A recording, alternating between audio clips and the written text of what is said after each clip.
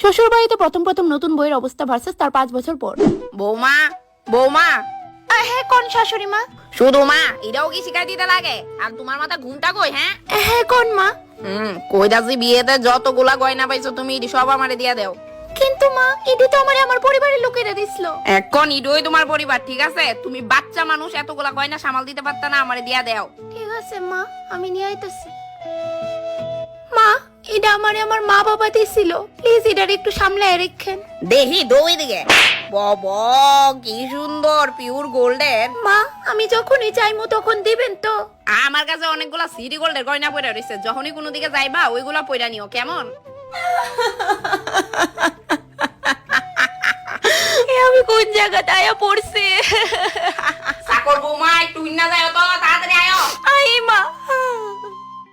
বৌমা বৌমা হ্যাঁ মা, কিছু কি হইছে?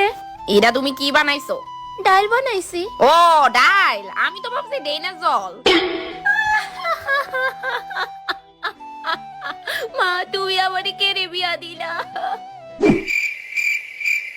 মা আমি আমার সব কাজ সাইরা লইছি, রাত্র 11টা বাজে আর আমার প্রচন্ড ঘুম আইতাছে, তো আপনার কি কিছু লাগবো? হ্যাঁ বৌমা এদিকে আয়, আমার পাটা একটু টিপ্পা দাও তো। কিন্তু মা ওইখানে মুভ রাখা আছে, কোমরটাও একটু মালিশ করে দিও।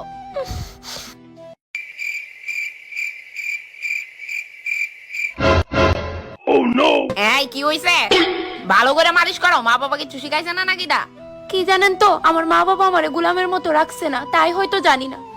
এই বেশি কথা না, দাবাও পা দাবাও, তারপর কোমরও আছে।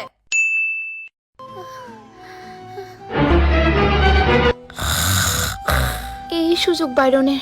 আরে এই যে বৌমা ওই যাইতাছো, পাউডা দাবাও।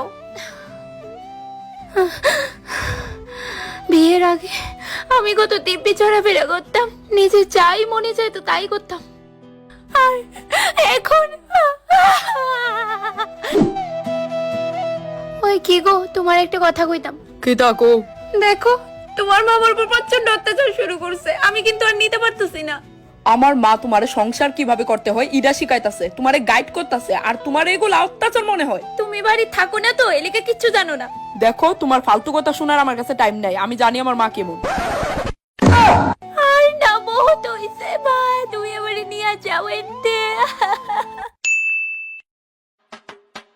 এই যে বৌমা আজকে রাত্রে আমার 2টা বান্ধবী আইবো, পিজা মাছ আছে তার লিগা রাইন দো। ফ্রেন্ড কার, আমার না আপনার? আমার কেরে? তো রান্নাটা অফ কোর্স আপনিই করবেন, আন্ডারস্ট্যান্ড? You better understand.